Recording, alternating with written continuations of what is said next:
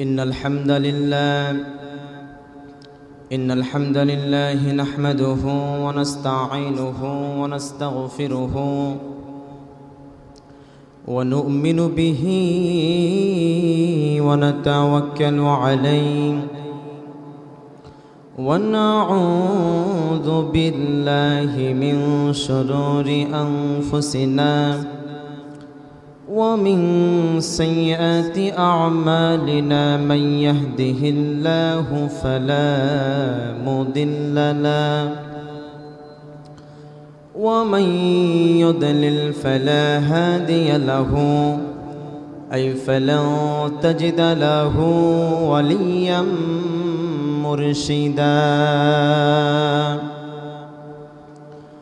ونشهد أن لا إله إلا الله وحده لا شريك له والذي لا ضد له ولا ند له لا مثل له ولا مثيل له ولا وزير له لا شبه له ولا شبيه له لا ولد له ولا والد له وهو الواحد الفرد الصمد لم يلد ولم يولد ولم يكن له كفوا أحد ونشهد أن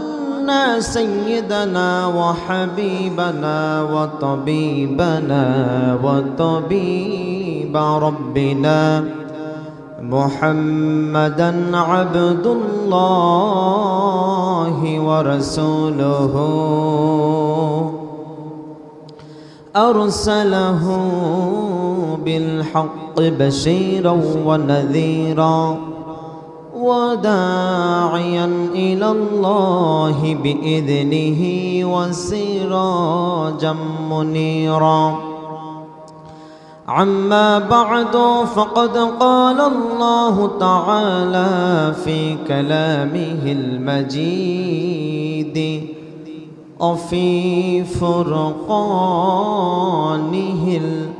الحميد أعوذ بالله من الشيطان الرجيم بسم الله الرحمن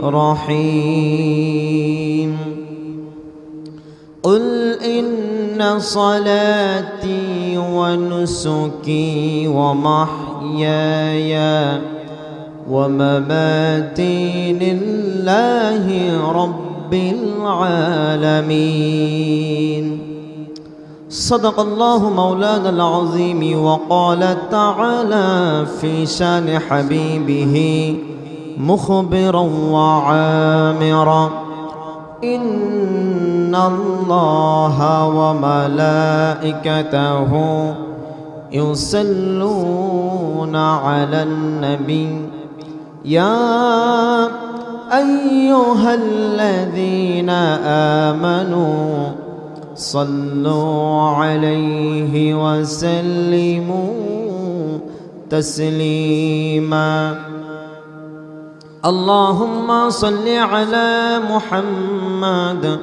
وعلى آل محمد كما صليت على إبراهيم وعلى آل إبراهيم إنك حميد مجيد اللهم بارك على محمد وعلى آل محمد كما باركت على إبراهيم وعلى آل إبراهيم إنك حميد مجيد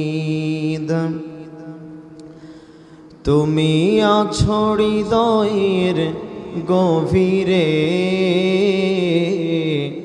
ভুল ভুলবো তোমায় বলো কি করে,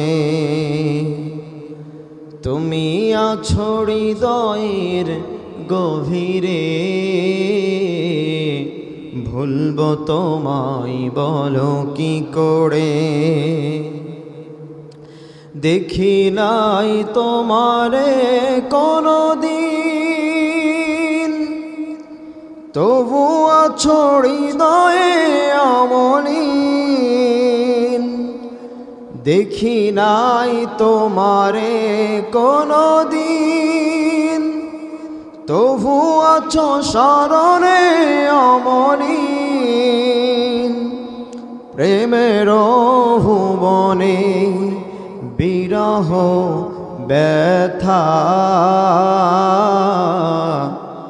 নিশীতেরা শেফালি ঝড়ে, তুমি আছো হৃদয়ের গভীরে,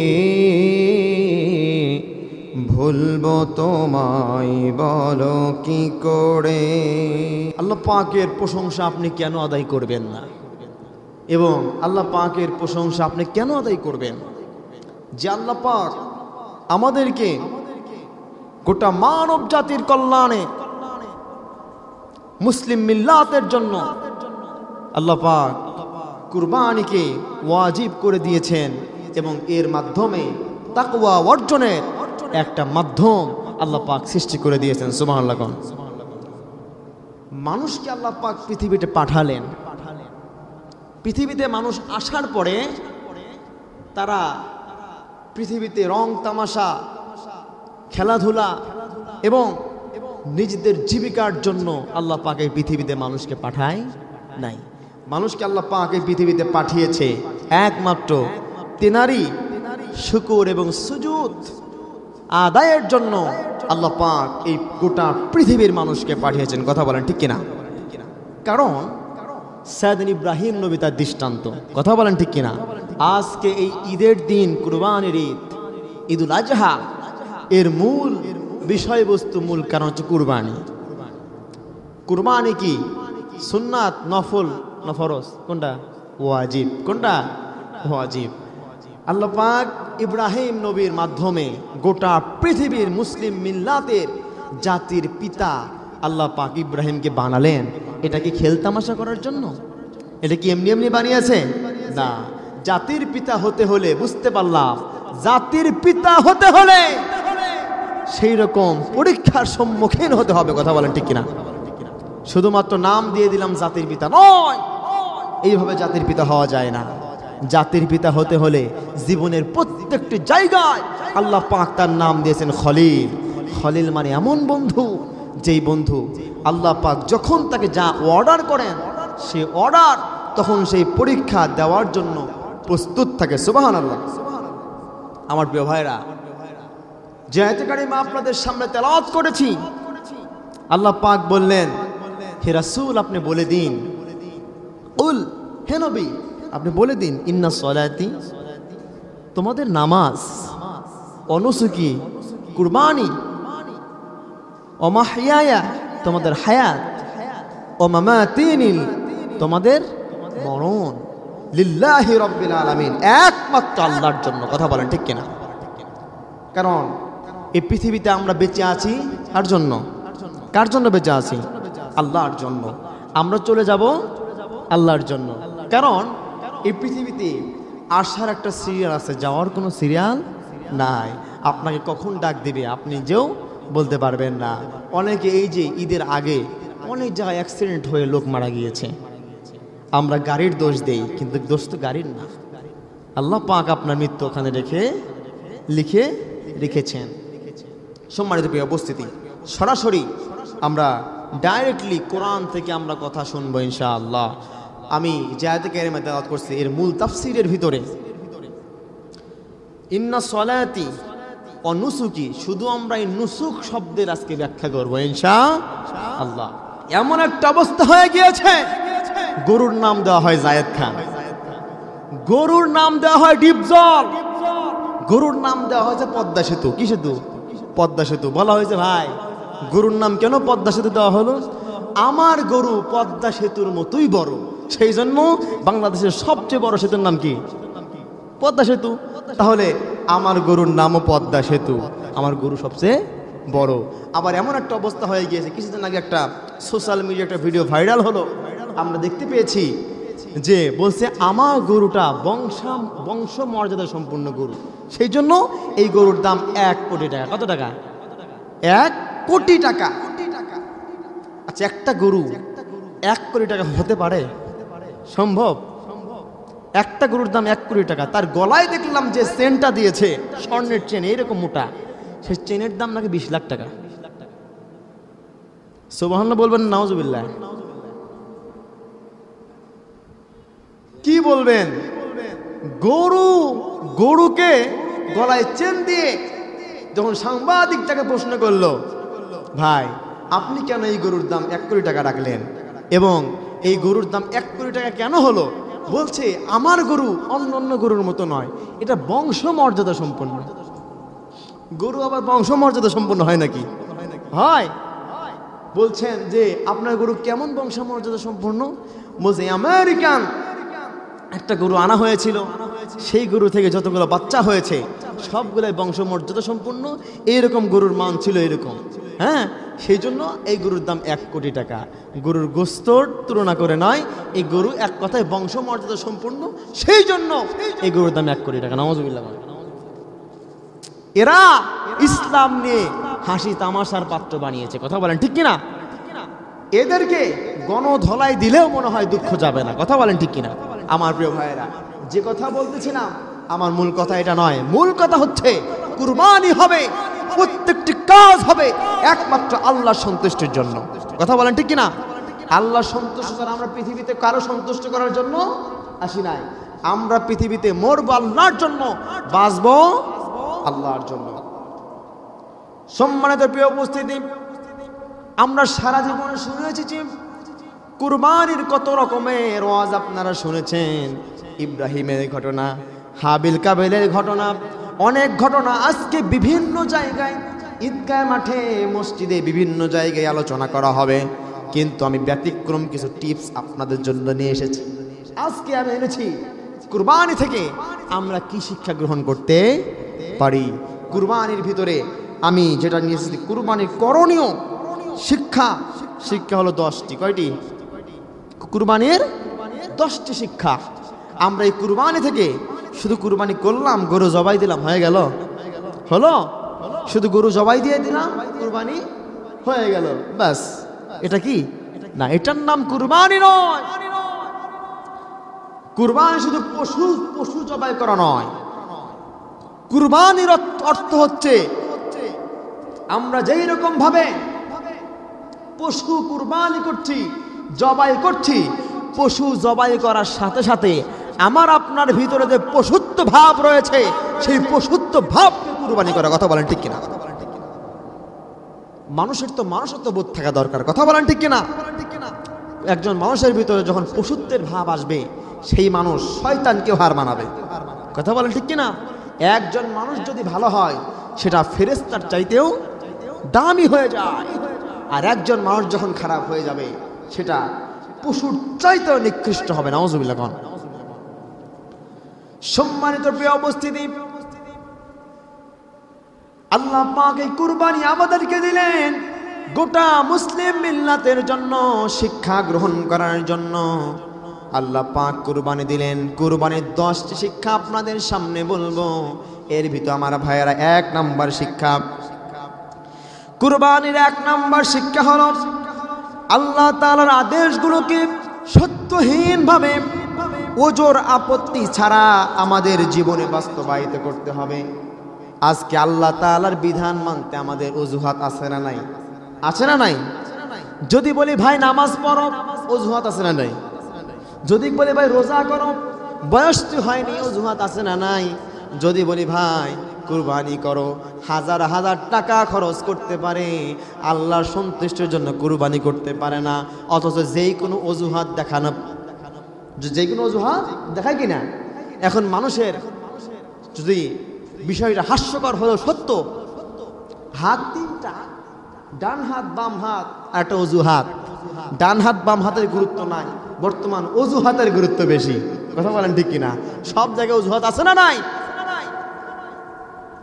আমার ভাইয়ের, আমার বন্ধুগণ, তাহলে বুঝলাম প্রথম নাম্বার যে শিক্ষা, কুরবানির শিক্ষা, সেটা হচ্ছে আল্লাহ তাআলার আদেশগুলোকে সত্যহীনভাবে ওজোর আপত্তি ছাড়া আমাদের জীবনে বাস্তবায়িত করতে হবে। শুধুমাত্র কুরবানি করলাম, কুরবানি করেই যে আমাদের দায়িত্ব শেষ হয়ে গেল, দায়িত্ব পালন হয়ে গেল, এটা কিন্তু সঠিক নয়। আল্লাহ পাকের সবগুলো বিধান বাস্তবায়িত করতে হবে।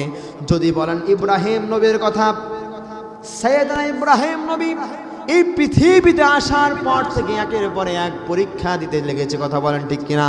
প্রত্যেকটি পরীক্ষায় ইব্রাহিম নবী উত্তীর্ণ লাভ করেছে। আল্লাহু আকবার।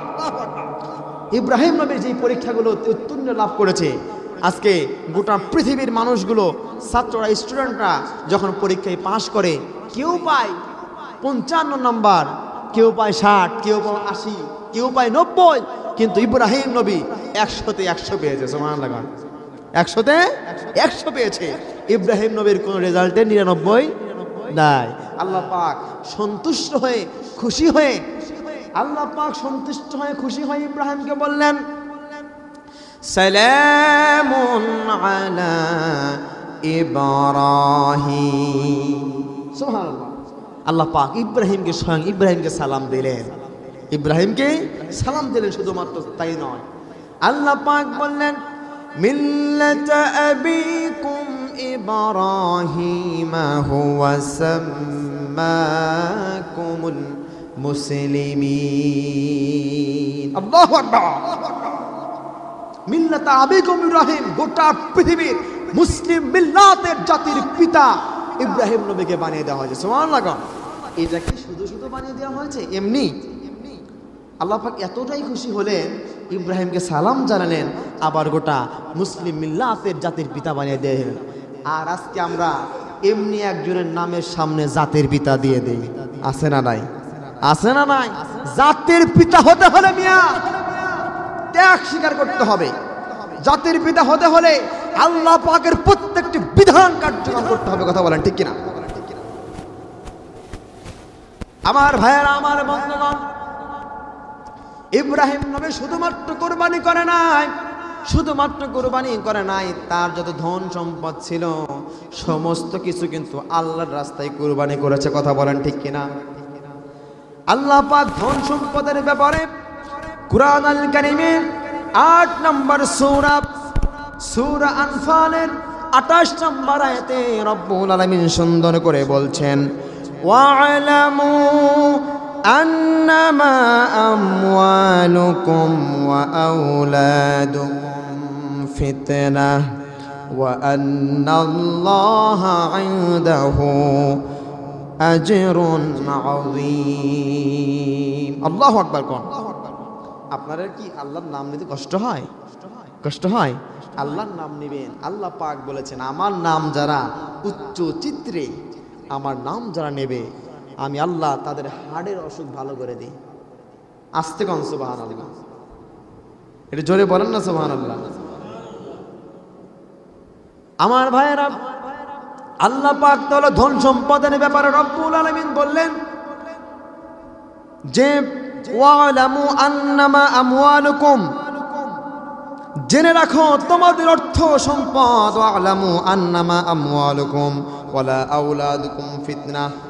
আল্লাহ পাক বললেন তোমাদের অর্থ সম্পদ, তোমাদের সন্তান সন্ততি, সমস্ত কিছু তোমাদেরকে দেওয়া হয়েছে, তোমাদেরকে পরীক্ষার সামগ্রী হিসেবে দেওয়া হয়েছে। এই পৃথিবীতে কত মানুষের অর্থ সম্পদ রয়েছে, এই পৃথিবীতে কত মানুষের অর্থ সম্পদ রয়েছে, এই সম্পদগুলো পরীক্ষার জন্য দেওয়া হয়েছে। পরীক্ষা, আল্লাহ পাক পরীক্ষার জন্য সম্পত্তি দিয়েছেন।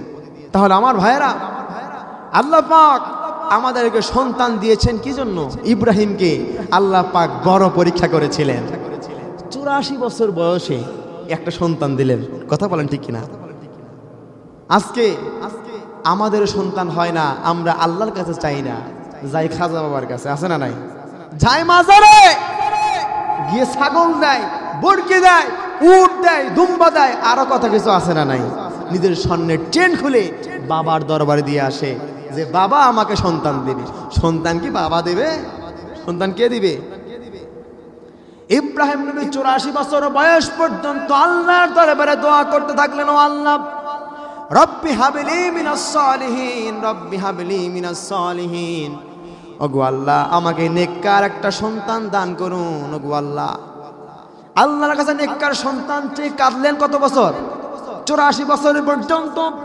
আল্লাহ পাক 84 বছর বয়সের মাথায় হাজেরার গর্ভে আল্লাহ পাক একটা সন্তান দিলেন। সাধারণ কোনো সন্তান নয়, তিনিও নবী ছিলেন। নাম কি?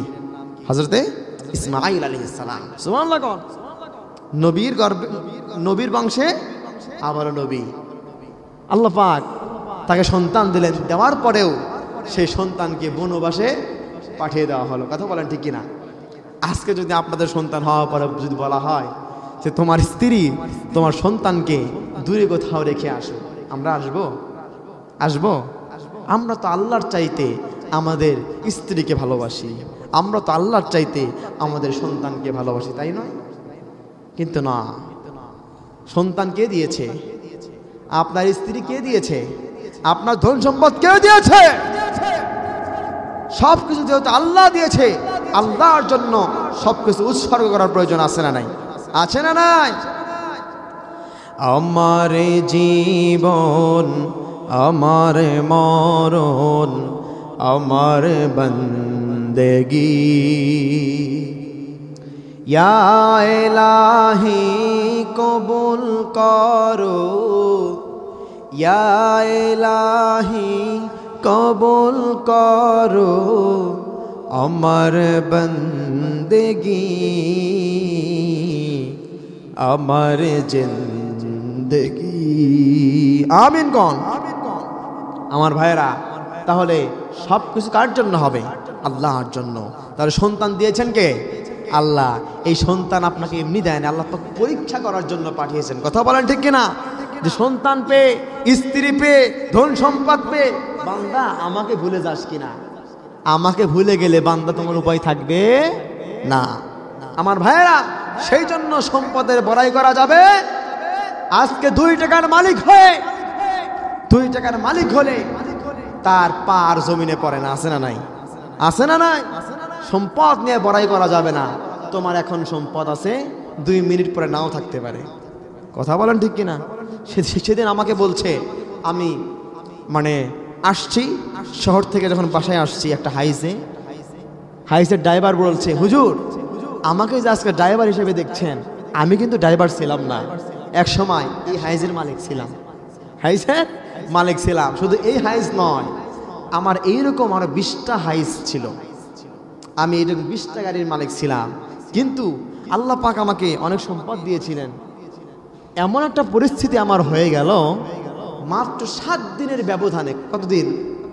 মাত্র 7 দিনের ব্যবধানে একটা করে আমার গাড়ি অ্যাক্সিডেন্ট হতে হতে 7 দিনের মধ্যে আমার গাড়িগুলো সব ভাঙচুর হয়ে গেল, এবং আমি ঋণও দিতে পারলাম না। শেষ মুহূর্তে আমার জমি বিক্রি করে ওই গাড়ির ঋণ শোধ করতে হয়েছে।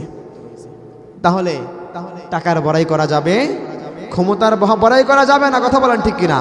তোমার আজকে তুমি ক্ষমতার বাহাদুরি করছো, কালকে তোমার 1 টাকাও থাকবে না। রাস্তার ভিক্ষুক, রাস্তার ফকির যিনি বানিয়ে দিতে পারেন মুহূর্তের মধ্যে, তিনি কে? পারেন কি পারেন না?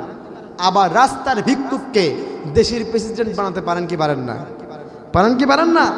ভারতের জমিনে আপনারা দেখতে পেয়েছেন, মোদির নাম শুনেছেন? সরকার, ভারতের সরকার, উনি কি ছিল? চা বিক্রেতা ছিল। এখন সেই মোদি এখন ভারতের সরকার। কথা বলেন ঠিক কিনা? আল্লাহ পাক কিন্তু মানুষকে উপর থেকে নিচে নামাতে পারেন, নিচ থেকেও উপরে দিয়ে দিতে পারেন।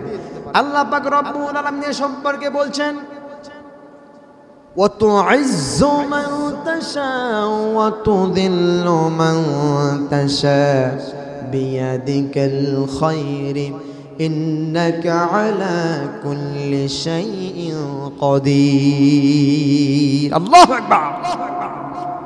আল্লাহ পাক বললেন, ক্ষমতার চেয়ারে বসাতেও তোমাকে আমার 1 মিনিট লাগবে না। ক্ষমতা থেকে মাটিতে ছুঁড়ে ফেলতেও আমার 1 মিনিট সময় লাগবে না। কথা বলেন ঠিক কিনা? আজকে অনেক মানুষ আছে ক্ষমতার চেয়ারে বসে গোটা এলাকার মানুষের সাথে খারাপ ব্যবহার করে, আছে না নাই? 2 টাকার মালিক হয়ে 2 দিনের ক্ষমতা পেয়ে মানুষকে মানুষ মনে করে না। 2 দিনের ক্ষমতা পেয়ে ক্ষমতার বাহাদুরি দেখায় এলাকার মুরব্বি থেকে শুরু করে প্রত্যেকটি মানুষকে নির্যাতনের শিকার করেছে, আছে না নাই? আলেম ওলামাকে 2 দিনের ক্ষমতা পেয়ে আলেম ওলামাকে জেলের ভাত খাওয়াচ্ছে, এরকম লোক আছে না নাই? আমার ভাইয়েরা, আজকে আমাদেরকে মানুষ দেখে চিনে চিনে তাদেরকে নেতা বানানো দরকার। কথা বলেন ঠিক কিনা? যার ভিতর তাকওয়া নাই সেই নেতা আমরা বানাবো না ইনশাআল্লাহ। আমার প্রিয় ভাই, তাহলে আমরা বুঝলাম 1 নাম্বার বৈশিষ্ট্য কুরবানির 1 নাম্বার শিক্ষা হলো আল্লাহ তাআলার আদেশগুলোকে সত্যহীনভাবে এই পৃথিবীতে আপত্তি ছাড়া আল্লাহর বিধানগুলো কার্যকর করতে হবে। আপত্তি ছাড়া কোনো অজুহাত থাকা যাবে না। আজকে আমাদের ডান হাত বাম হাত আর একটা হলো অজুহাত। সব জায়গায় অজুহাত আছে না নাই? আছে না নাই? যদি বলি যুবক নামাজ পড়ো, হুজুর আমার প্যানের সমস্যা, ঠিক কিনা কন? যদি বলি যুবক দাড়িটা রাখো, বলবে হুজুর এত দ্রুত দাড়ি রাখবো, তাহলে কোনো মেয়ে আমাকে পছন্দ করবে না, বিয়ে তো করবে না। অজুহাত। কি হাত? অজুহাতের গুরুত্ব বেশি না কম? বেশি না কম? আমার প্রিয় ভাইয়েরা, এরপর 2 নাম্বার শিক্ষা কুরবানির। 2 নাম্বার শিক্ষা হচ্ছে কুরবানির মাধ্যমে আল্লাহ তাআলার রাস্তায় প্রিয় জিনিসকে ক্রয় করা, প্রিয় জিনিসকে উৎসর্গ করা। এটা হচ্ছে 2 নাম্বার শিক্ষা। কুরবানির মাধ্যমে কুরবানির শিক্ষা আমরা কি পেলাম? আল্লাহর রাস্তায় প্রিয় বস্তু, প্রিয় জিনিসটা আল্লাহর রাস্তায় কুরবানি করা। সুবহানাল্লাহ। এইটা আল্লাহ পাক আমাদের কুরবানির মাধ্যমে শিক্ষা দেয়। কথা বলেন ঠিক কিনা? এর দৃষ্টান্ত আমরা দেখতে পেয়েছি কুরবানির শিক্ষার ভিতরে।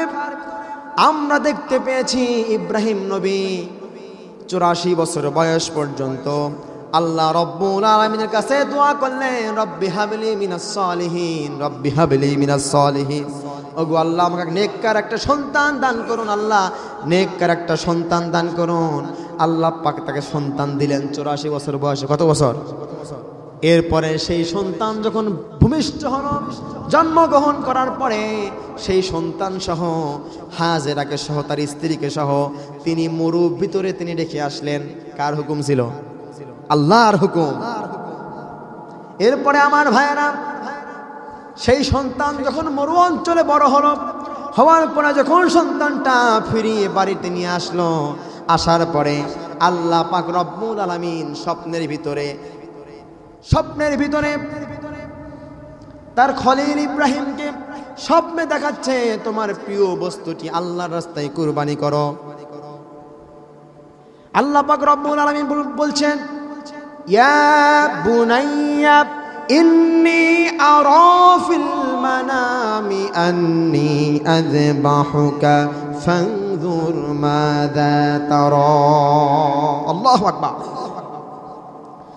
আল্লাহ পাক তাকে বুঝাচ্ছেন, আলা ইয়া বুনাইয়া ইন্নী আরা ফিল মানাম, ও ইব্রাহিম তোমার প্রিয় বস্তুটি তুমি আল্লাহর রাস্তায় আল্লাহর জন্য কুরবানি করে দাও। ইব্রাহিম পরের দিন সকালে ঘুম থেকে উঠে তার উটের পাল ছিল, সম্পদ ছিল, উটের পাল ছিল, তার ভিতর থেকে কয়েকটি বড় বড় উট আল্লাহর রাস্তায় কুরবানি করে দিলেন। সুবহানাল্লাহ। পরের দিন ইব্রাহিম আবারও শুয়ে পড়লেন, ঘুমিয়ে পড়লেন। ঘুমানোর পরে ইব্রাহিম আবারও স্বপ্নে দেখলেন যে আল্লাহ বলছেন, স্বপ্নের ভিতরে তাকে দেখানো হচ্ছে, ও ইব্রাহিম তোমার প্রিয় বস্তুটি আল্লাহর রাস্তায় কুরবানি করো।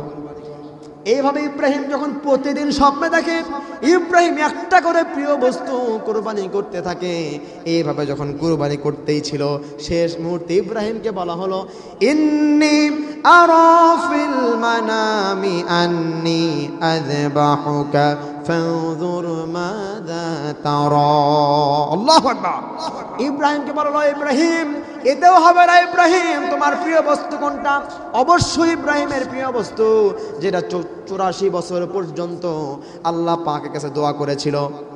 84 বছর দোয়া করেছিল, সন্তান হয় না, বারবার দোয়া করলো, আল্লাহ পাক ইব্রাহিমকে সন্তান দিলেন। সে সন্তান কি শখের সন্তান নয়, সে সন্তান কি খুব গুরুত্বপূর্ণ নয়? ধন সম্পদের চাইতে ইব্রাহিমের কাছে সম্পদের দিক থেকে সবচেয়ে প্রিয় জিনিস ছিল কি? ইসমাইল। কথা বলেন ঠিক কিনা? ইব্রাহিম নবীর আর বোঝার কোনো কমতি থাকলো না। ইব্রাহিম বুঝে ফেলল যে হয়তো আল্লাহ পাক আমাকে বলেছেন যে কুরবানি করতে, এটা আর কেউ নয়, আমার প্রিয় বস্তু এই পৃথিবীর কোনো কিছু হতে পারে না, আমার প্রিয় বস্তু একমাত্র আমার সন্তান। আল্লাহু আকবার। আমার প্রিয় জিনিস আমার সন্তান, আমার সন্তানকেই কুরবানি করার কথা বলা হয়েছে।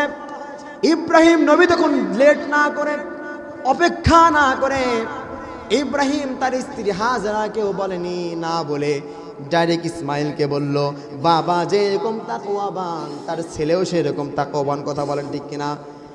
ইসমাইলকে বলল, ইসমাইল আমি তো স্বপ্নে দেখলাম আমি তোমাকে জবাই করতেছি। ইসমাইল তুমি কি বলো? ইসমাইল তখন বললেন, ওগো আল্লাহর হাবিব, ওগো আল্লাহর খলিল, ও আমার বাবা, আপনি যখন স্বপ্নে দেখেছেন, নবীদের স্বপ্ন কি সত্য হয় নাকি মিথ্যা হয়? নবীদের স্বপ্ন সবসময় সত্যি। নবীদেরকে শয়তান কখনো স্বপ্ন দেখাতে পারে না। আবার কোনো মানুষ যদি নবীকে স্বপ্ন দেখে, সে যেন নবীকেই স্বপ্ন দেখলো। নবীর রূপ কখনো শয়তানও ধারণ করতে পারে? আমার ভাইয়েরা, সেই জন্য ইব্রাহিম নবী ইসমাইলকে বললেন, ও আমার ছেলে, ইয়া বুনাইয়া, হে আমার সন্তান, ইন্নী আরা ফিল মানাম আন্নী আযবাহুকা ফানজুর মাযা তারা।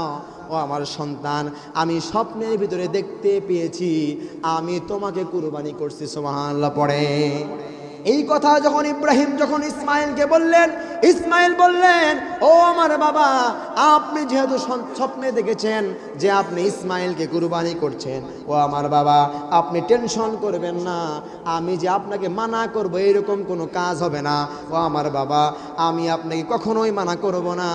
আপনি যা দেখেছেন আপনি তাই করুন, আপনি যা দেখেছেন আপনি তাই করুন। সম্মানিত প্রিয় উপস্থিতি, তাহলে আমরা বুঝলাম ইব্রাহিম নবীকে যখন আল্লাহ পাক স্বপ্নে দেখালেন, ওই সময় ইব্রাহিম নবী তার স্বপ্নের কথা তার ছেলেকে বললেন, ইয়া বুনাইয়া ইন্নী আরা ফিল মানাম, ও আমার ছেলে, আমি স্বপ্নে দেখেছি আমি তোমাকে জবাই করতেছি, এখন তুমি কি বলো? তার ছেলে বললেন, বাবা, আপনি যেহেতু স্বপ্নে দেখতে পেয়েছেন, আপনার স্বপ্ন কখনোই মিথ্যা নয়। অবশ্যই আপনার স্বপ্ন ছিল না, আপনার স্বপ্ন ছিল ওহী। কথা বলেন ঠিক কিনা? নবীদের স্বপ্ন মানে কি? ওহী। নবীরা স্বপ্নের ভিতরে আল্লাহ পাকের ওহী নাজিল হয়। কথা বলেন ঠিক কিনা?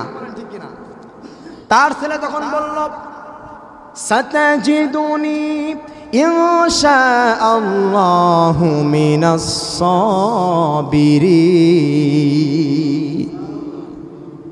তার বাবাকে বলল, আমার বাবা, আপনি হতাশ হয়ে যাবেন না, টেনশন করবেন না। ও আমার বাবা, আপনার টেনশনের কোনো কারণ নাই। যে আল্লাহ আপনাকে কুরবানির কথা বলেছেন, আপনি এক মুহূর্ত লেট করেন না, এটা আল্লাহর হুকুম ছিল। আপনি আমাকে জবাই করে দিন, আপনি আমাকে জবাই করুন, বিন্দু পরিমাণে আমি কোনো অসন্তুষ্ট চিত্রে আপনাকে বলছি না। সাতাজিদুনি ইনশাআল্লাহু মিনাস সাবিরিন। ও আমার বাবা, নিশ্চয় আপনি আমাকে ধৈর্যশীলদের মধ্যে পাবেন। আল্লাহু আকবার। আজকে যদি আপনার ছেলেকে বলে, ও ছেলে, তোমাকে স্বপ্ন দেখে জবাই করতেছি, ওই ছেলের 2 বছর কোনো খোঁজই থাকবে না। কথা বলেন ঠিক কিনা? বলবো যে কিসের বাবা, রাখো তোমার বাবা, জন্ম দিয়েছো, মৃত্যুর তো অধিকার তোমার নাই। কথা বলেন ঠিক কিনা? তুমি তোমাকে মারতে পারো না, জন্ম দিয়েছো ঠিক আছে বুঝলাম, মারতে তো পারো না। আজকে যদি ওই দিন যদি ইব্রাহিমের কুরবানি কবুল হয়ে যেত ইসমাইলের উপরে, তাহলে বোঝেন ঠেলা। আজকে ছেলেদের সুন্দর সুন্দর ছেলেগুলা আজকে ধরে জবাই করা হতো। কথা বলেন ঠিক কিনা? ছেলে সন্তান হলে দিত দৌড়, বলতো যে বাবার সংসার করা লাগবে না, আমার জীবন বাঁচাই। কথা বলেন ঠিক কিনা? আমার প্রিয় ভাইয়েরা, কিন্তু ইসমাইল তা ছিল না। বাবা যে এরকম তাকওয়াবান লোক ছিলেন, তার ছেলেও সেরকম তাকওয়াবান। কথা বলেন ঠিক কিনা? তাহলে আমরা বুঝলাম কুরবানির 2 নাম্বার শিক্ষা হচ্ছে আল্লাহ তাআলার রাস্তায় তার প্রিয় বস্তু কুরবানি করা। কথা বলেন ঠিক কিনা? আমরা শুধু প্রিয় বস্তু মানে আমরা বুঝি কি, আজকে আমাদের প্রিয় বস্তু কোনটা? অবশ্যই টাকা। কথা বলেন ঠিক কিনা? আমাদের প্রিয় বস্তু কি? টাকা। তখন ইব্রাহিম তার ছেলেকে যেরকম ভালোবাসতো, যে কষ্ট করে তার ছেলেকে পেয়েছে, ওই রকম কষ্ট করে তো আমরা কোনো ছেলে পাই না আজকে তো আমরা সহজেই পেয়ে যাই। কিন্তু সবচাইতে আমাদের যেই বিষয়টা, যেই বস্তুটি সবচাইতে আমাদের প্রিয়, সেই বিষয়টার নাম কি? টাকা। এই টাকার জন্য ভাইয়া ভাইয়া দ্বন্দ্ব আছে না নাই? এই টাকার জন্য ফ্যামিলির ভিতর অশান্তি, এই টাকার জন্য বাবার সাথে সম্পর্ক ছিন্ন হয়, এই টাকার জন্য নিজের মায়ের সাথে সম্পর্ক ছিন্ন হয়। কথা বলেন ঠিক কিনা? এই বাবার জন্য এলাকার প্রতিবেশী কোনো মিল থাকে না, একমাত্র কি? টাকা। একটা গান শুনেছিলাম কিছুদিন আগে, টাকা আমায় মানুষ চেনাইছে। আসলে এতদিন পরে আমি বুঝতে পারলাম কথাটা আসলেই বাস্তব। টাকা আসলেই মানুষকে চেনায়। কথা বলে ভুল বলেছি? টাকা মানুষকে চেনায়। আজকে টাকার জন্য আজকে মানুষ খুন করছে, সম্পদের জন্য মানুষকে ভাইয়ে ভাইয়ে মারামারি করে ভাইকে মার্ডার করে দিয়েছে। আছে না নাই? আছে না নাই? নিজের বাবার থেকে সম্পদ হাতিয়ে নেওয়ার জন্য কিছুদিন পূর্বে দেখতে পাই যে ফরিদপুরের জমিনে নিজের বাবাকে কেটে টুকরো টুকরো করেছে সন্তান। নাউজুবিল্লাহ। আমার ভাইয়েরা শুধুমাত্র তাই স্বার্থের জন্য বন্ধু আপনাকে হত্যা করবে। স্বার্থ। এই পৃথিবীর সব মানুষ স্বার্থ দেখে, নিজের পিতা মাতা যে স্বার্থ দেখে না। অনেকেই বলেছে পিতা মাতা স্বার্থ দেখে না, এটাও ভুল। পিতা মাতাও স্বার্থ দেখে। একমাত্র স্বার্থ ছাড়া আপনাকে যে ভালোবাসেন তিনি হচ্ছে আমাদের রব আল্লাহ। কথা বলেন ঠিক কিনা? আল্লাহর ভালোবাসার মধ্যে কোনো স্বার্থ নাই। বাবা মা আপনাকে স্বার্থের জন্য ভালোবাসে। আপনি বড় হয়ে ইনকাম করবেন, বাবা মা যেন একটু ভালো থাকতে পারে। কথা বলেন ঠিক কিনা? কিন্তু এই পৃথিবীতে কিন্তু কারো থেকে কোনো কিছু আশা করা যাবে না। বাবা মার কিন্তু উচিত কোনটা? যে আমার সন্তান বড় হবে, আমার দায়িত্ব হচ্ছে তাকে লালন পালন করা। তার থেকে কিছু পাওয়ার আশায় তাকে পড়াশোনা করানো যাবে না। আজকে আমরা সেই জন্যই আজকে হাজার হাজার বাবাদের স্থান হচ্ছে বৃদ্ধাশ্রম। কথা বলেন ঠিক কিনা? কারণ আজকের বাবা মায়েরা ছেলে থেকে অনেক কিছু আশা করে। ছেলে থেকে আশা করতে করতে ছেলেকে বানাইছে জজ। এমন আশা করলো ছেলেকে বানানো ব্যারিস্টার, ছেলেকে ডক্টর, ছেলেকে ইঞ্জিনিয়ার বানালো। শেষ মুহূর্তে ওই বাবা মার বৃদ্ধাশ্রম ছাড়া তার বাসায়, তার ছেলের বাসায় বিন্দু পরিমাণে 1 ইঞ্চি জায়গা হয় না। কথা বলেন ঠিক কিনা? যদি স্বার্থ না দেখতো, যদি বাবা ছেলেকে মানুষের মতো মানুষ বানাতো, মানুষের মতো মানুষ গড়ার জন্য অবশ্যই কোরআনের শিক্ষা দরকার। কথা বলেন ঠিক কিনা? মানুষের মতো মানুষ বানানোর জন্য অবশ্যই কোরআনের শিক্ষা, ইসলামিক জ্ঞান দরকার। ইসলামিক জ্ঞান ছাড়া কোনো মানুষের মতো মানুষ হতে পারে? এই যে আমরা কুরবানি দিচ্ছি কি পশু? কি কুরবানি দিচ্ছি? আমরা পশু কুরবানি দিচ্ছি। এই পশু কুরবানি দেওয়ার মধ্যে আমাদের কুরবানি দেওয়ার সীমাবদ্ধ থাকবে না। এই পশু কুরবানি দেওয়ার সাথে সাথে আমাদের মানুষের মধ্যে যে পশুত্ব মনোভাব আছে, এটাও কুরবানি করা দরকার। কথা বলেন ঠিক কিনা? আমার প্রিয় ভাইয়ের, আমার বন্ধুগণ, তাহলে বুঝলাম 2 নাম্বার শিক্ষা।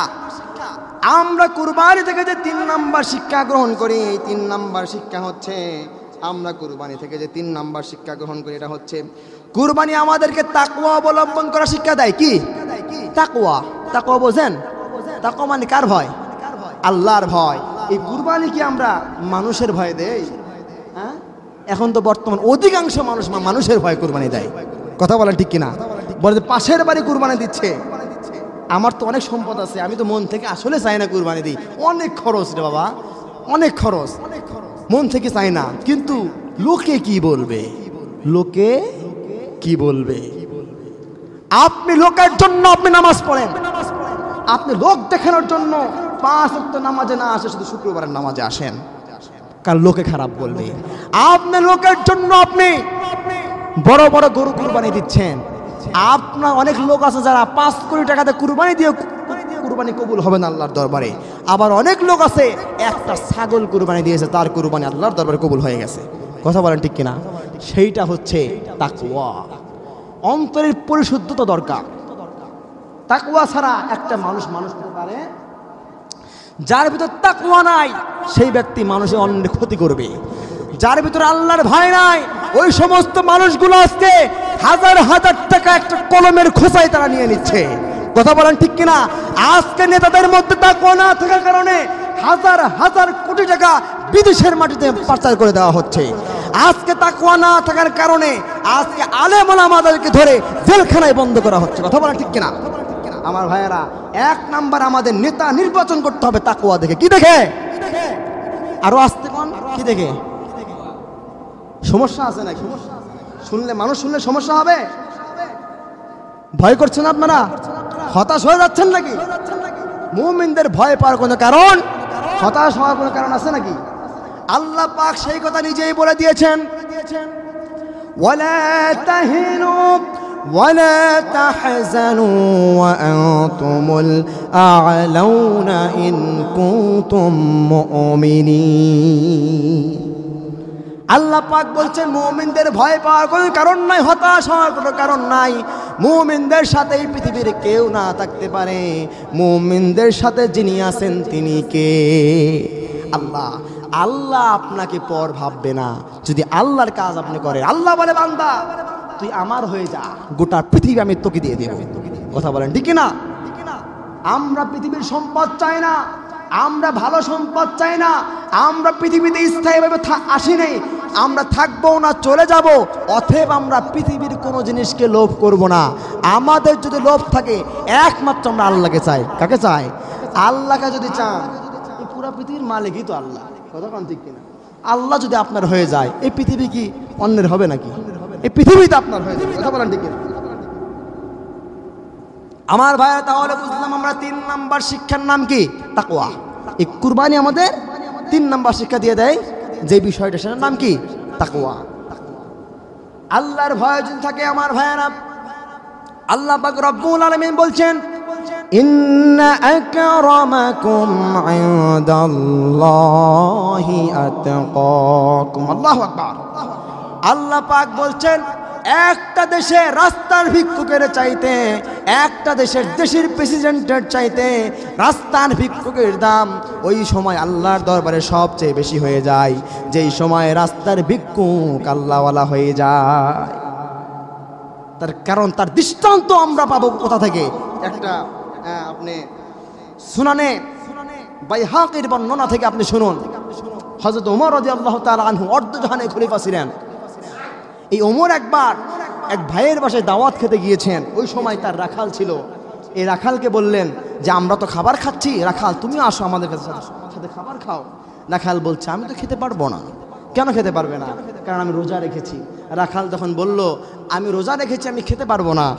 ওমর তখন এমনি বলছে, রাখাল রোজা রেখেছো, এত কষ্ট করে রোজা রাখার কি দরকার? রোজাটা ভেঙে তুমি আসো আমাদের সাথে, আসো খাবার খাও। রাখাল বলছে আমি রোজা রেখেছি আল্লাহর জন্য, আল্লাহর সন্তুষ্টির জন্য। আমি যে খাবার খাবো এটা হয়তো আপনি দেখছেন, আপনি মেনে নিচ্ছেন, কিন্তু আমি আল্লাহর জন্য রেখেছি।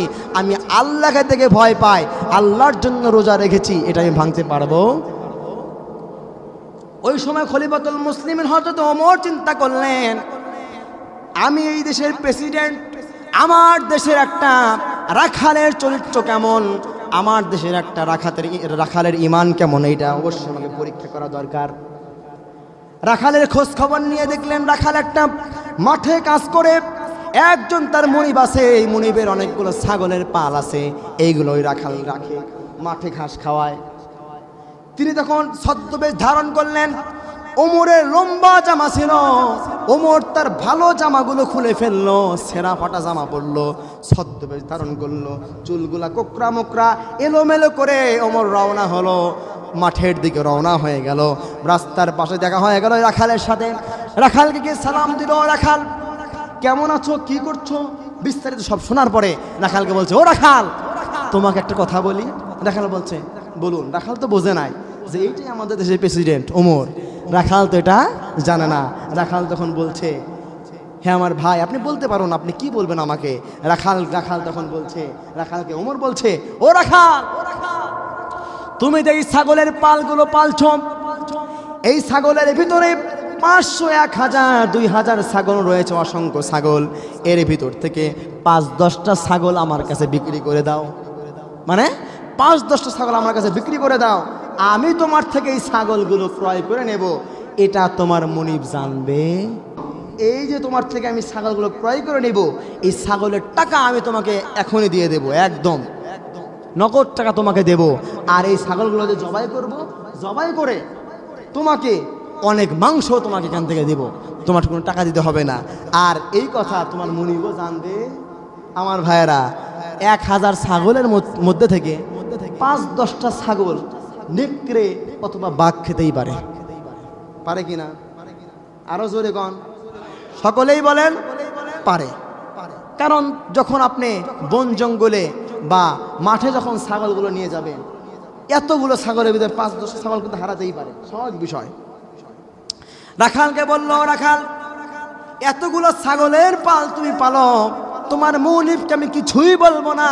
ও রাখাল, তুমি আমাকে 10টা ছাগল দিয়ে দাও, আমি নগদ টাকা দিয়ে ক্রয় করে নিব এবং তুমি এখান থেকে কিছু গোস্ত তোমাকে আমি দেব।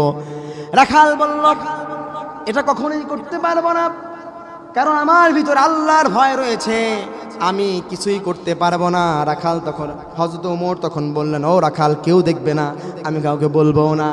রাখাল তখন বলছে, আপনাকে দেখতে তো মনে হয় একজন ভালো মানুষ, কিন্তু আপনি যে আপনার অন্তর একজন শয়তানের চাইতে নিকৃষ্ট। রাখাল তো জানতো না এটা ওমর যে তোমার সাথে অভিনয় করছে, এরা তো রাখাল জানতো না। বলছে, তোমার দেখতে তো তোমাকে ভালোই লাগে, তোমার অন্তর তো শয়তানের চাইতে নিকৃষ্ট। রাখালকে ওমর আবার বলছে, ও রাখাল, তুমি ছাগলগুলো দিয়ে দাও, কেউ দেখবে না, পৃথিবীর কেউ জানবে না। রাখাল তখন বলছে, ও ওমর, পৃথিবীর কেউ না জানলো আমি যে তোমাকে ছাগল দেব, একজন মালিক সেই কথাটা ঠিকই জেনে যাবে, তিনি আমার আল্লাহ। অবশ্যই আল্লাহর কাঠগড়ায় আমাকে দাঁড়াতে হবে, কথা বলেন ঠিক কিনা? আমার ভাইরা, শুধুমাত্র তাই নয়, রাখালের ঈমান পরীক্ষা হয়ে গেল। শুধুমাত্র রাখালে যে এত ইমানদার তাই নয়, তাও কিন্তু নয়, হযরত ওমর নিজে যে প্রেসিডেন্ট ছিলেন, তিনি কেমন ইমানদার ছিলেন, তার ভিতরে কেমন আল্লাহর ভয় ছিল, তার একটা দৃষ্টান্ত আমরা জেনেছি। ইবনে হিব্বানের বর্ণনা। আমার ভাইয়েরা, হযরত ওমর রাদিয়াল্লাহু তাআলা আনহু একবার রাষ্ট্রের কাজ করছে, মোমবাতি জ্বালিয়ে, কি জ্বালিয়ে বলেন তো দেখি, কি জ্বালিয়ে? মোমবাতি চেনেন? চেনেন? আগে তো বিদ্যুৎ ছিল, কি আগে কোনো বিদ্যুৎ ছিল না। রাষ্ট্রের টাকায় কেনা মোমবাতি জ্বালিয়ে রাষ্ট্রের খাতাগুলো ফিল আপ করছে, যে আজকে কীরকম ব্যয়বহুল হয়েছে, এই খরচগুলো একটা খাতায় উঠায়। আমার ভাইয়েরা, ওই সময়ে হযরত ওমরের এক আত্মীয় আসলো, নিজের কাজের জন্য আসলো। আসার পরে হযরত ওমরকে বলছে, ওমর, তোমার কাছে আমার কিছু কথা ছিল, আমি কি আসতে পারি নাকি? হযরত ওমর বললেন, ও ভাই, একটু ওয়েট করো। ওয়েট করার কথা বলে হযরত ওমর ফু দিয়ে মোমবাতিটা নিভিয়ে ফেললো। ফেলার পরে আরেকটি মোমবাতি জ্বালানোর পরে ওই তার ভাইকে বলছে, ও ভাই, তুমি এখন আসতে পারো। তখন তার আত্মীয় অবাক হয়ে গেলেন, কি অবস্থা, আপনি কেন এই মোমবাতিটা কেনই বা নিভালেন, আবার কেনই বা জ্বালালেন, কারণ কি আমি জানতে চাই। হযরত ওমর বললেন, ও আমার ভাই, এতক্ষণ যেই মোমবাতিটা জ্বালানো ছিল, সেই মোমবাতি আমার টাকা দিয়ে কেনা না, সেই মোমবাতি রাষ্ট্রের টাকা দিয়ে কেনা, রাষ্ট্রের যে খরচ রাষ্ট্রের টাকা দিয়ে কেনা, সেই জন্য রাষ্ট্রের কাজে আমি করছিলাম। আর এখন হচ্ছে সমস্যা, তাহলে একটু সাইলেন্ট থাকবেন প্লিজ। রাষ্ট্রের টাকা দিয়ে মোমবাতি যেহেতু কেনা, সেই জন্য রাষ্ট্রের কাজ করা হচ্ছে, আর তুমি আমার কাছে এসেছো ব্যক্তিগত কাজে, সেই জন্য আমি ব্যক্তিগত কাজের জন্য নিজের টাকা দিয়ে যেই মোমবাতিটা কিনেছিলাম, সেই মোমবাতিটা জ্বালালাম। কারণ ওই রাষ্ট্রের টাকার মোমবাতি জ্বালিয়ে যদি আমি তোমার সাথে গল্প করি, যদি এতটুকু মোমো ফুরিয়ে থাকে, কিয়ামতের ময়দানে আল্লাহর দরবারে আমাকে জবাবদিহি করতে হবে। কেমন ভয় তার মধ্যে ছিল। আর আজকে আমাদের দেশের নেতারা, আমাদের দেশের দায়িত্বশীলরা লক্ষ লক্ষ কোটি কোটি টাকা আমেরিকায় পাঠিয়ে দিচ্ছে, এবং নাম দিয়েছে কি, বাগান বাড়ি, কি জানো, মনে আছে আপনাদের?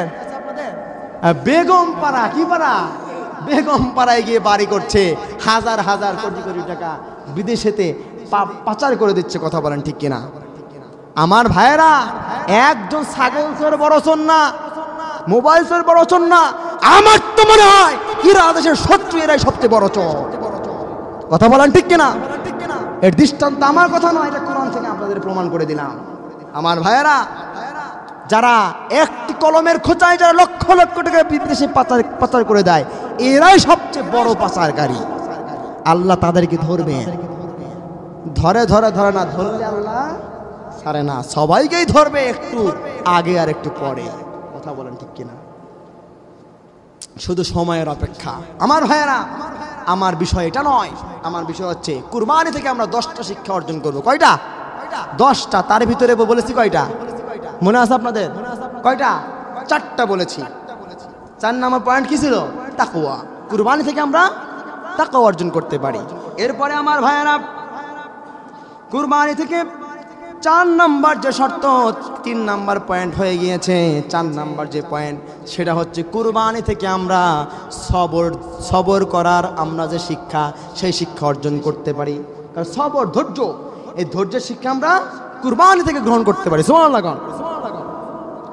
আমার ভাইয়েরা, তার দৃষ্টান্ত হলো আল্লাহ পাকের খলিল সাইয়েদনা ইব্রাহিম নবী। তার দৃষ্টান্ত কারণ হচ্ছে আমরা দেখতে পেয়েছি ইব্রাহিম নবী কত ধৈর্যশীল ছিলেন। কথা বলেন ঠিক কিনা?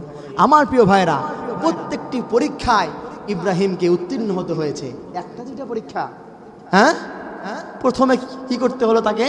প্রথমে তাকে যে কাজটি করতে হলো সেটা হচ্ছে তার ছেলে জন্ম নিল।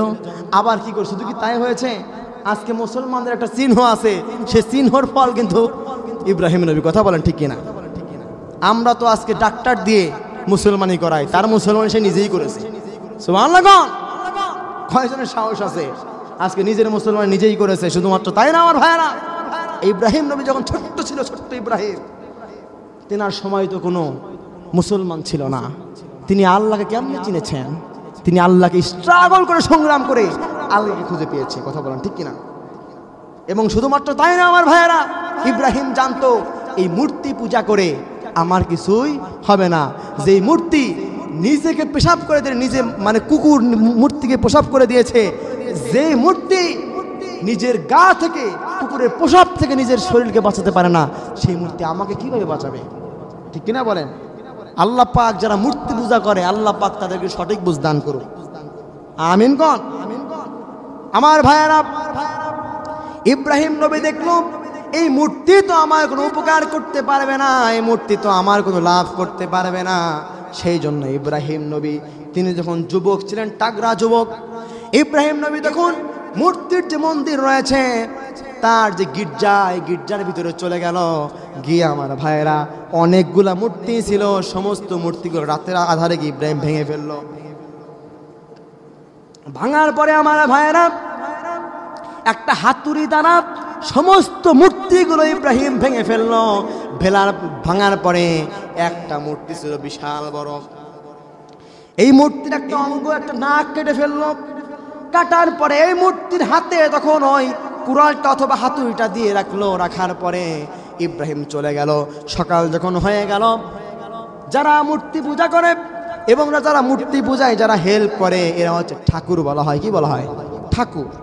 এই ঠাকুরগুলো যখন প্রণাম করার জন্য চলে আসলো, এসে মাথায় হাত দিয়ে বলছে, ও খোদা, আপনাদের কি হলো, এমন বেহাল দশা কেন? তখন ঠাকুর সবাইকে খবর দিয়ে দিল, অ্যানাউন্স করে দিল। দেওয়ার পরে আমার ভাইয়েরা, সমস্ত কাফের নেতারা চলে আসলো। আসার পরে তারা দেখলো আমাদের খোদাগুলোর এই হাল। খোদার হাল তো ভয়াবহ অবস্থা, কি করা যায় অবস্থা, কে করলো? সবাই সন্দেহ করলো যে আমাদের এই রাষ্ট্রের ভিতরে একজন ছেলে আছে, নাম ইব্রাহিম। এই ইব্রাহিম একমাত্র এই মূর্তির বিরোধিতা করে, তাছাড়া তার কাউকে দেখছি না। এই ইব্রাহিম তো আমাদের মূর্তি পূজা করতে কেমন যেন কথা বলে। সে বলে মূর্তির সামনে মাথা নত করা যাবে না, তার নাকি একটা রব আছে। এরকম সমালোচনা শুরু হয়ে গেল আমার ভাইয়েরা। এরপরে যখন ইব্রাহিম এই সবগুলো ভেঙে ফেললো, সকাল হয়ে গেল, সবাই চিন্তা করলো এই কাজ কে করতে পারে? কেউ তো এরকম দেখছি না, এরকম সাহসের ছেলে তো কেউ নাই। একমাত্র একটি ছেলে আছে, তার নাম হচ্ছে ইব্রাহিম। ইব্রাহিম কোথায় আছে? ইব্রাহিমকে খুঁজে আনা হোক। আমার ভাইয়েরা, ইব্রাহিমকে খুঁজে আনার জন্য যখন মূর্তি পূজকরা চলে গেল, ইব্রাহিমকে খুঁজে আনলো। আনার পরে বলছে, ও ইব্রাহিম, তুমি নাকি এই মূর্তি ভেঙে ফেলেছ? বলছে, এই মূর্তি আমি যে ভেঙেছি তার প্রমাণ কি? মূর্তির প্রমাণ তো আমি এখনই দেখতে পাচ্ছি। ওই যে বড় একটা মূর্তি দেখতে পাচ্ছ না, সবগুলো ভাঙা। ওটা কেন ভাঙ্গা হলো না? আমার তো মনে হয় ওই মূর্তিগুলো সব মূর্তিগুলোকে ভাঙছে রাগ করে। ওই মূর্তি তো ভাঙার মতো কেউ নাই, যেহেতু ওর হাতে হাতুড়িটা ওর হাতে, ওই ভেঙেছে। তাছাড়া কে ভাঙবে? সবাই শুয়ে আছে আর একাই উনি দাঁড়িয়ে আছে, ভাঙছে তো ওই। পরে বলছে যে ওই কাফের নেতারা, তোমার ওই মূর্তিকে গিয়ে জিজ্ঞাসা করো তুমি ভেঙেছো নাকি। কাফের নেতারা চলে গেল, যাওয়ার পরে মূর্তির সামনে যাবে, তখন চিন্তা করলো হাই হাই, এই মূর্তি তো কথা বলতে পারে না, আমি কেমনে জিজ্ঞাসা করব, এই মূর্তিকে কেমনে জিজ্ঞাসা করব, সে কেমনভাবে উত্তর দেবে।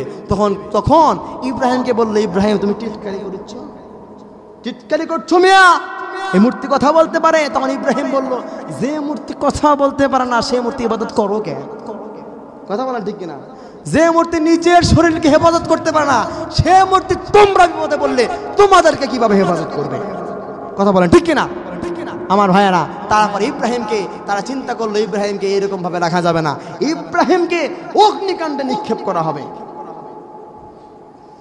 আমার ভাইয়েরা, ইব্রাহিমকে সকলে ষড়যন্ত্র করলো, ষড়যন্ত্র করে, সংক্ষেপে শেষ করে দিচ্ছি, ষড়যন্ত্র করে ইব্রাহিমকে অগ্নিকাণ্ডে নিক্ষেপ করা হলো, রাখা হলো 40 দিন। 40 দিন পরে কাফের সৈন্যরা আসলো, আসার পরে তারা চিন্তা করলো ইব্রাহিম তো পুরে খার হয়ে গেছে, ছাই হয়ে গেছে, আমরা একটু দেখবো ইব্রাহিমের ছাই পাওয়া যায় নাকি হাড্ডি পাওয়া যায়। সকলে ছাই এবং হাড্ডি খোঁজার জন্য আসলো, আসার পরে দেখলো তারা যা দেখতে পেল সেটা দেখার পরে সকলে অবাক হয়ে গেল। তারা চিন্তা করলো কেমন করে কি হলো, ইব্রাহিমকে এতগুলো শিকল লাগালাম, কোনো শিকল নাই, সব পুড়ে গেছে, সব খুলে গেছে, এত সুন্দর পোশাক পরে আছে, ইব্রাহিমের আগুনে জ্বলবে কোথা থেকে? ইব্রাহিম 40 দিন পর্যন্ত ছিল, ইব্রাহিমের একটা লোমও আগুন পোড়াতে পারে না। আমার ভাইয়ারা, ইব্রাহিমকে আল্লাহ পাক দোয়া শিখা দিলেন। আল্লাহ পাক বললেন, ও ইব্রাহিম তুমি পড়ো, কুল ইয়া নারু কুনি বারদাও ওয়া সালামান আলা ইব্রাহিম। আল্লাহ তখন বললেন ইব্রাহিমের আগুন তুমি শীতল হয়ে যাও। এই কথা আল্লাহ বলেনি, আল্লাহ বলছে ও আগুন ইব্রাহিমের জন্য এই মুহূর্তে শীতল হয়ে যাও। ওই দিন যদি আল্লাহ পাক বললেন আগুন তুমি শীতল হয়ে যাও, গোটা পৃথিবীতে আজকে আগুন খুঁজে পাওয়া যেত না, কারণ আল্লাহ যেটা বলে কোন সেটা ফায়া কোন সেটা হয়ে যায়। কথা বলেন ঠিক কিনা? আগুনকে সেই দিন বলেছে ইব্রাহিমের জন্য ঠান্ডা হয়ে যাও, সেই জন্য শুধুমাত্র ইব্রাহিমের জন্য ঠান্ডা করা হয়েছে। আজকে আগুন জ্বালিয়েও কাজ হতো না, আগুন জ্বালিয়ে মানুষকে ছেড়ে দিতে মানুষ পুড়তও না। কথা বলেন ঠিক কিনা? আল্লাহ পাক সেদিন বললেন যে শুধুমাত্র ইব্রাহিমের জন্য শীতল হয়ে যাও, সেদিন শুধুমাত্র ইব্রাহিমের জন্য শীতল হয়ে গেল। আমার ভাইয়েরা, ইব্রাহিম নবী যখন অগ্নিকাণ্ড থেকে যখন বের হওয়ার পরে তাকে দেখে ইহুদি বেঈমানরা কাফেররা আশ্চর্য হয়ে গেল, এবং ওই দিন ওই মুহূর্তে হাজার হাজার কাফেররা ইসলামের মালা গলায় পড়ে তারা মুসলমান হয়ে গেল। তার দৃষ্টান্ত হযরতে ইব্রাহিম নবী, তিনি যার ধৈর্য ধরেছিলেন, যার সন্তুষ্টির জন্য তিনি কাজ করেছেন, তিনি কে?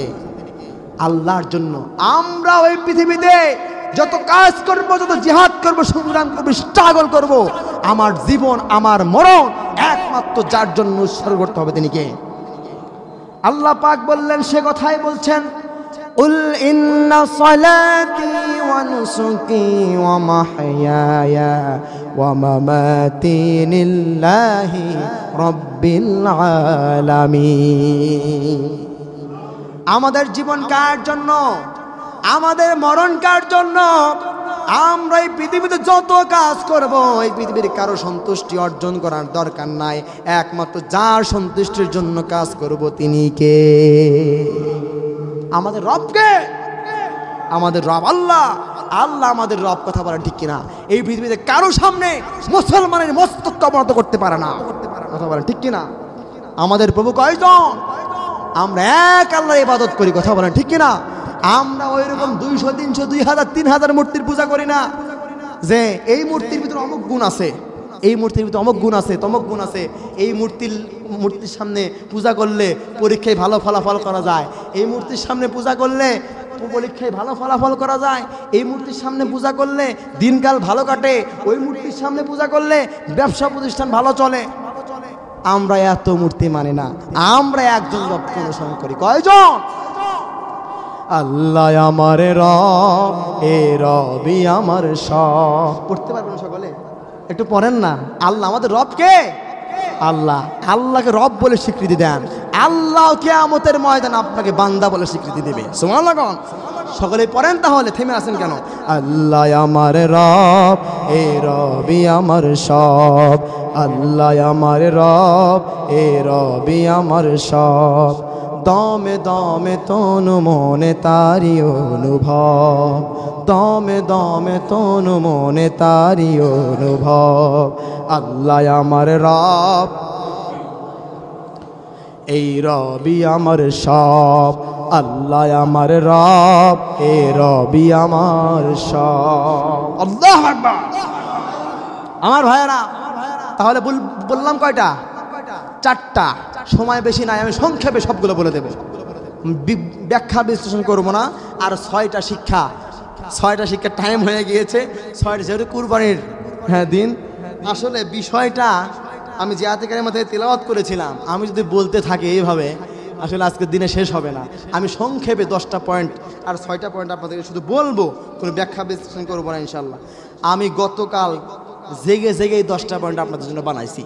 দেখলাম যে বিভিন্ন মসজিদে, বিভিন্ন ঈদগাহে মাঠে হাবিল কাবিলের ঘটনা বর্ণনা হবে, অনেক মাঠে অনেক কিচ্ছা কাহিনী, অনেক ঘটনা হবে। কিন্তু আমরা যে কুরবানি করছি, এখান থেকে শিক্ষা অর্জন করতে হবে। আমাদের প্রত্যেকটি কাজে শিক্ষা আছে না নাই? আছে না নাই? আমাদেরকে শিক্ষা অর্জন করে আমরা কুরবানির মধ্যে সীমাবদ্ধ থাকবো না।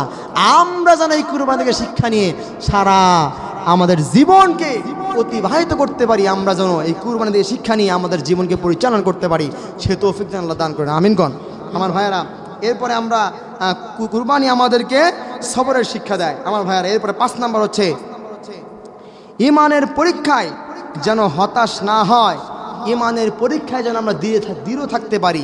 এই শিক্ষা আমাদেরকে কুরবানি থেকে আমরা পাচ্ছি। কারণ আমাদের হচ্ছে মুসলমানদের জাতির পিতা ইব্রাহিম নবী, তিনি কিন্তু ঈমান থেকে এক চুল পরিমাণ তিনি ছুটতে পারেননি। কথা বলেন ঠিক কিনা? আল্লাহর উপর তাওয়াক্কুল করেছিলেন। আল্লাহর প্রত্যেকটা পরীক্ষায় আল্লাহ পাক সেই জন্য উত্তীর্ণ করে দিয়েছেন। সুবহানাল্লাহ। আমার ভাইরা, এরপরে আমার 6 নাম্বার হচ্ছে শয়তানের কুমন্ত্রণাকে নস্যাৎ করার শিক্ষা। শয়তানের কুমন্ত্রণাকে নস্যাৎ করার শিক্ষা। আমার ভাইরা, এই যে হাজেরাকে যখন মরু অঞ্চলে রেখে আসলো, তখন শয়তান কি করেছিল? কুমন্ত্রণা দিয়েছিল। এবং ইব্রাহিমকে যখন জবাই করতে নিয়ে গেছে, তখন হাজেরাকে কুমন্ত্রণা দিয়েছিল। কথা বলেন ঠিক কিনা? এই কুমন্ত্রণা যখন দিয়েছিল, শয়তান তখন বলছে যে তোমার আল্লাহ যদি এতই ভালো হতো, তাহলে তোমার ইব্রাহিমকে তাহলে জবাই করার কথা কেন বললো? হাজেরা যখন বুঝতে পেরেছিল, আরে তুই যে বললি যে তোমার আল্লাহ, আমি তো বুঝতে পেরেছি, তোমার আল্লাহ যখন বললো আমার আল্লাহ, তোর তো আল্লাহ না, তুই তো শয়তান। কথা বলেন ঠিক কিনা? সেই শয়তানের জন্য দোয়া আছে না, আউযু বিল্লাহি মিনাশ শাইতানির রাজিম, এটা পড়বেন আমার ভাইয়েরা। এরপরে 7 নাম্বার যে বিষয়, সেটা হচ্ছে সকল ভালোবাসার উপরে আল্লাহর ভালোবাসাকে প্রায়োরিটি দেওয়া। কারণ পৃথিবীর আমরা আজকে ভালোবাসা কয়েক প্রকার আছে না নাই? প্রেমিক প্রেমিকার ভালোবাসা, স্বামী স্ত্রীর ভালোবাসা, বাবা ছেলের ভালোবাসা আছে না নাই? মেয়ে মার ভালোবাসা, মা ছেলের ভালোবাসা, বাবা মায়ের ভালোবাসা আছে না নাই? একজন মুসলমান আর এক মুসলমানের ভালোবাসা। আমার ভাইয়েরা, সব থেকে আমরা আল্লাহকে বেশি ভালোবাসতে হবে। কথা বলেন ঠিক কিনা? আমার ভাই, এরপর 8 নাম্বার, কুরবানি আমাদেরকে দান করা, আন্তরিকতা ও উদারতার প্রশিক্ষণ দেয়। কারণ কুরবানি থেকে আমরা এই যে দান করি, কিভাবে দান করি? আমরা গরুকে 3 ভাগ করি, আমরা এতিম মিসকিনকেও এখান থেকে দিই। কারণ আল্লাহ পাক নিজেই বলেছে তোমরাও খাও, যারা ভিক্ষুক আছে, ইয়াতিম যারা আছে, এদেরকেও দিয়ে দাও। আমার ভাইয়েরা, এরপরে 9 নাম্বার যে শিক্ষা, সেটা হচ্ছে কুরবানি আমাদেরকে আল্লাহর রাস্তায় জীবনকে উৎসর্গ করার শিক্ষা দেয়। কারণ কুরবানি ইব্রাহিম নবী তিনি শিখে গিয়েছেন আল্লাহর রাস্তায় নিজের জীবনকেও উৎসর্গ করার জন্য তিনি একটা শিক্ষার দৃষ্টান্ত পৃথিবীতে রেখে গিয়েছেন। আমার ভাইয়েরা, 10 নাম্বার শিক্ষা হচ্ছে কুরবানি আমাদেরকে পশু জবাই করার পাশাপাশি নিজের মনের পশুত্বকেও জবাই করার যে শিক্ষা, সেটা দেয়। সুবহানাল্লাহ। আমার ভাইয়েরা, এই 10টি শিক্ষা আল্লাহ পাক আমাদেরকে আমল করার তৌফিক দান করুন। সকলে বলে আমিন। আমার ভাইয়েরা, কুরবানির ঈদ সকলকে ঈদ মুবারক। আমার ভাইয়েরা, আমরা সকলে 10টি শিক্ষা আমরা আজকে শুনেছি।